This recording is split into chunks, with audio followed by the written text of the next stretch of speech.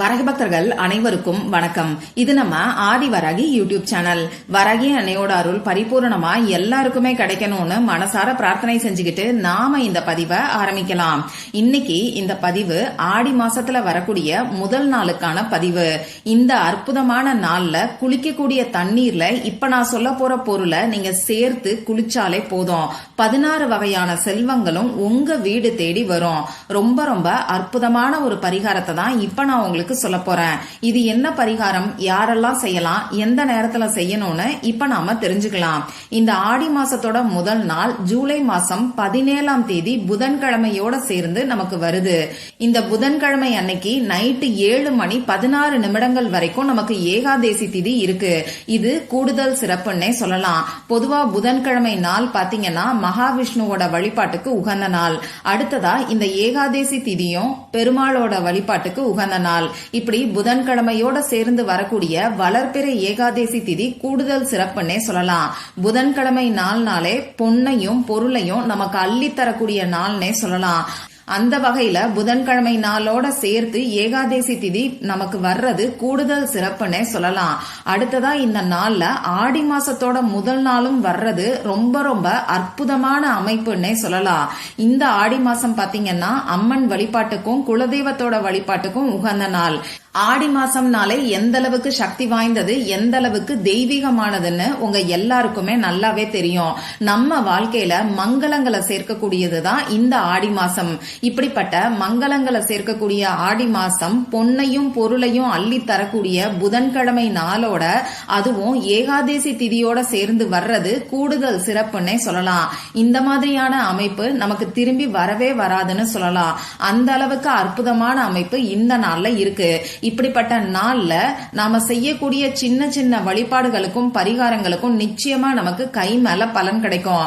அந்த வகையில 16 வகையான செல்வங்களும் நம்மள தேடி வர்றதுக்கு இந்த ஆடி மாசத்தோட முதல் நாள் அன்னைக்கு குளிக்கக்கூடிய தண்ணீர்ல எந்த ஒரு பொருளை நாம சேர்த்துக்கணும்னு இப்ப நான் உங்களுக்கு சொல்றேன்.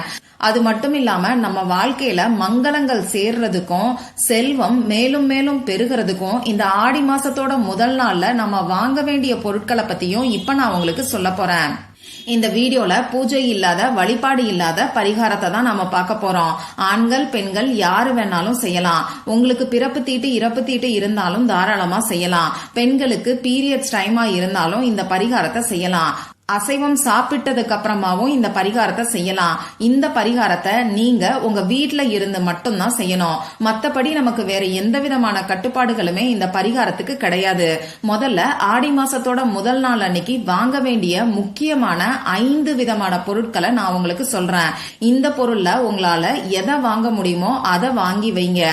நிச்சயமா உங்க வாழ்க்கையில செல்வம் மேலும் மேலும் பெருக ஆரம்பிக்கும். உங்களால முடிஞ்ச ஏதாவது ஒரு பொருளை மட்டுமாவது நீங்க வாங்கி வைக்கிறதுக்கு பாருங்க. இதுவே உங்களுக்கு அற்புதமான மாற்றங்களை ஏற்படுத்தி கொடுக்கும்.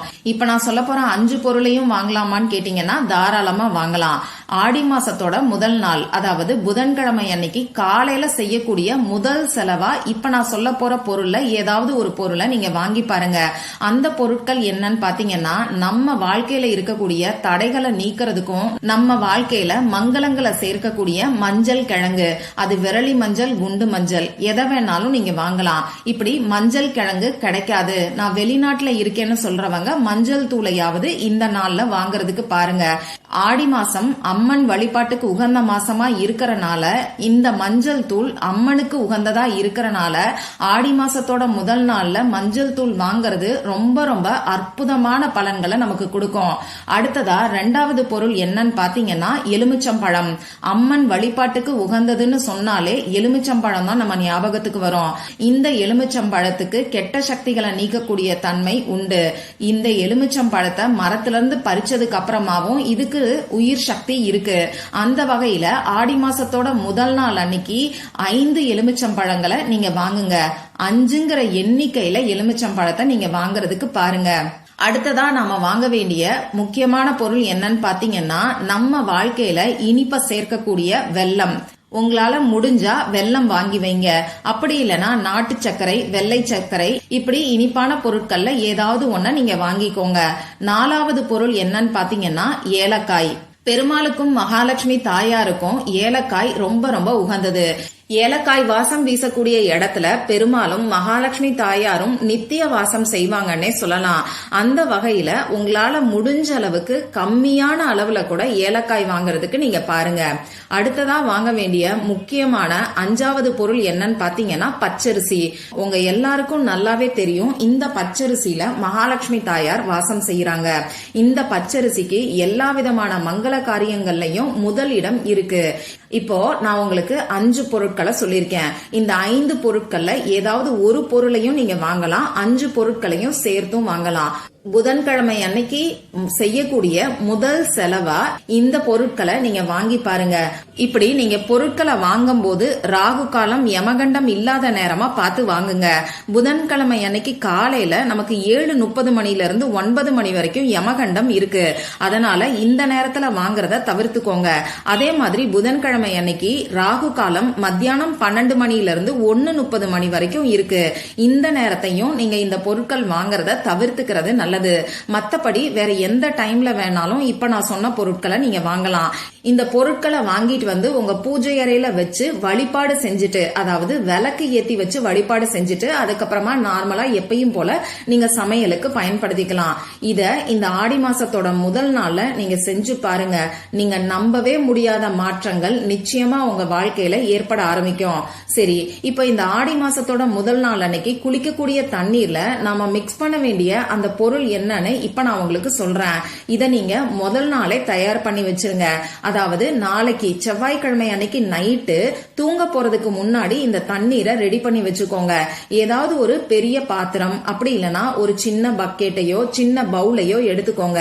இதுல கொஞ்சம் தண்ணீரை நிரப்பிக்கோங்க.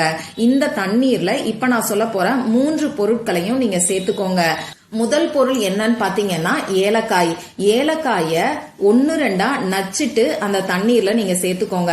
அப்படி இல்லைன்னா ஏலக்காயோட தோலை உரிச்சிட்டு அந்த தோலையும் விதையையும் அந்த தண்ணீர்ல நீங்க சேர்த்துக்கோங்க. அடுத்ததா 2வது முக்கியமா நீங்க சேர்க்க வேண்டிய பொருள் என்னன்னு பாத்தீங்கன்னா பச்சை கற்பூரம். ஒரு சின்ன துண்டு பச்சை கற்பூரத்தை உங்க விரலால நல்லா நசுக்கிட்டு தூளாக்கி அந்த தண்ணீர்ல சேர்த்துக்கோங்க. அடுத்ததா முக்கியமான 3வது பொருள் என்னன்னு பாத்தீங்கன்னா மஞ்சள் தூள். இந்த மஞ்சள் தூள் ஒரு சிட்டிகை அப்படி இல்லைன்னா 2 சிட்டிகை அளவுக்கு நீங்க தண்ணீர்ல சேர்த்துக்கோங்க. இந்த 3 பொருட்கள் மட்டும்தான் நீங்க தண்ணீர்ல சேர்த்துக்கணும். இப்போ செவ்வாய்க்கிழமை அன்னைக்கு தண்ணீர்ல இந்த 3 பொருட்களையும் மிக்ஸ் பண்ணி மூடி உங்க வீட்டுல ஏதாவது ஒரு இடத்துல பத்திரமா வச்சிருங்க. மறுநாள் காலையில நீங்களும் உங்க வீட்டுல இருக்கிறவங்களும் குளிக்கும் போது இந்த தண்ணீரை கொஞ்சம் கொஞ்சமா நீங்க குளிக்க தண்ணீர்ல சேர்த்துக்கோங்க. உங்க வீட்டுல இருக்கக்கூடிய எல்லாருமே குளிக்கிற தண்ணீர்ல இந்த தண்ணீரை சேர்த்துக்க சொல்லி சொல்லுங்க. நீங்க சுடு தண்ணியில குளிச்சாலும் சரி, பச்சை தண்ணியில குளிச்சாலும் சரி, இந்த தண்ணீரை கொஞ்சம் மிக்ஸ் பண்ணிக்கோங்க. இப்போ செவ்வாய்க்கிழமை அன்னைக்கு நைட்டு இந்த தண்ணீர்ல இந்த பொருட்களை போட்டு ஊற வைக்கிறதுக்கு நீங்க மறந்துட்டீங்கன்னா புதன்கிழமை அன்னைக்கு காலையில எந்திரிச்ச உடனேயே இப்ப நான் சொன்ன பொருட்களை போட்டு ஊற வச்சிருங்க. ஒரு 1/2 hour, அரை மணி நேரம் இந்த பொருட்கள் தண்ணீர்ல ஊறினா கூட போதும். அதுக்கப்புறமா இப்ப நான் சொன்ன முறைப்படி நீங்க குளிக்கிறதுக்கு பயன்படுத்திக்கோங்க.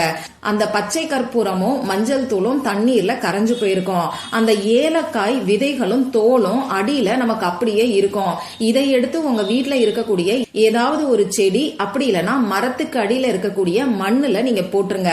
ஓரமா கால்படாத இடத்துல அந்த ஏலக்காய் விதையையும் ஏலக்காய் தோலையும் நீங்க போட்டுருங்க.